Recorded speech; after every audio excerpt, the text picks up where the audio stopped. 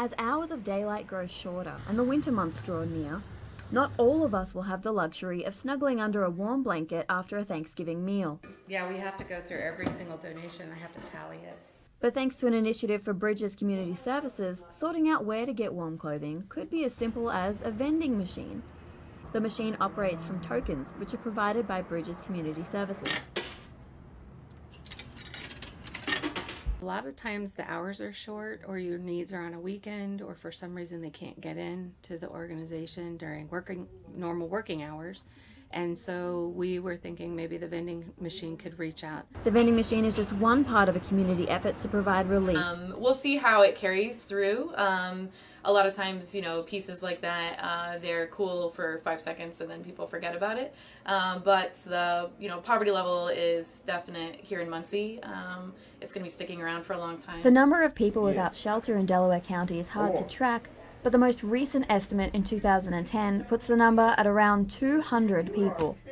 Last year, the county was found to have the highest rate of child poverty statewide. A lot of the younger generation and stuff like that in their late 20s and early 30s now that are literally homeless, so sleeping in their cars, sleeping in camps, sleeping in abandoned houses, and a lot of stuff like that. But for now, BCS is shifting into gear for the winter months, putting up shelving to prepare for an influx of donations. Services like BCS are asking those who need help to reach out. This isn't the first vending machine to be installed. Earlier this year, the United Kingdom has had programs similar to this, and a few have been popping up in New York City since then. Other organizations will be watching to see if this program proves successful. In Muncie, Lauren DiLorenzo, NewsLink, Indiana. 14 years ago, Angie Porter was looking after her son and her nephew when they chimed in with a new idea. And he just wanted to have a little scare for his friends, and so my mom said, well, we could probably do something in the backyard. And then I got a hold of other family members and friends and everyone, and then we just started setting up, and it kind of went from there. What started in their backyard has turned into an annual attraction behind their house. They have a haunted trail complete with music, fog machines, and lights. Jaden grew up at the trail behind his house and says the woods help to create a spooky atmosphere.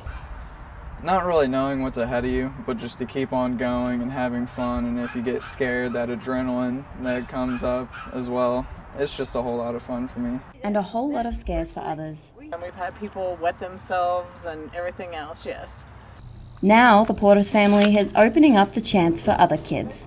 This year, all proceeds from the trail will go to the Delaware County Children's Closet, an organization that provides children's clothing to the community. We all started it just for fun anyway. It's mostly family and close friends, and everyone enjoys and has a good time doing it. So it's not really to make money. So, like I said, it's just our passion. We like to do it to, give back to the community and everything, and we love to see people's reactions and just have a fun, evening. Richard Probst has travelled over 1,000 miles around Indiana in a wheelchair. It's part of an annual fundraiser Probst calls the Tenderness Tour, an event he started nearly 30 years ago to help victims of abuse. Last week he ended his tour at Westside Park in Muncie, though it started in Kokomo. His first tour began shortly after Probst experienced a string of devastating losses. Within the span of 2 years, he had gone through the death of his wife and newborn daughter, the loss of his legs, and financial hardship. It was at a point in my life when I had kind of given up. Life had gotten really hard. I'd had a lot of losses. I had dealt with a lot of tragedies, personal tragedies, and I just kind of felt like I needed to find out if there were good people in the world. So he went to find them.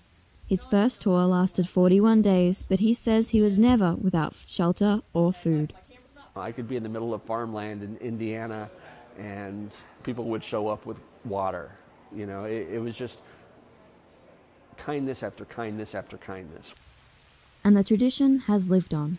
This year, Probst has raised enough money to fund an annual $500 scholarship for the Erskine Green Training Institute, which provides vocational training to adults with physical disabilities. The reason I keep doing the tour is on that tour, number one, I learned that there's a lot of hope. And I think that once you experience hope on a really grand level, you can't not share it. It's hope that has come from people like Anne Burgett, who came along with Probst for this part of the tour. Just there's so many ways you can reach out to help people, and I think people feel unempowered when I guess this tour might raise awareness about how empowered we can be if we choose to be, to just do something. Probst's message is simple.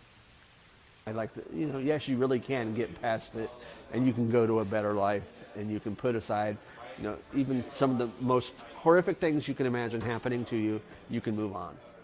In Muncie, Lauren DiLorenzo, Newslink, Indiana.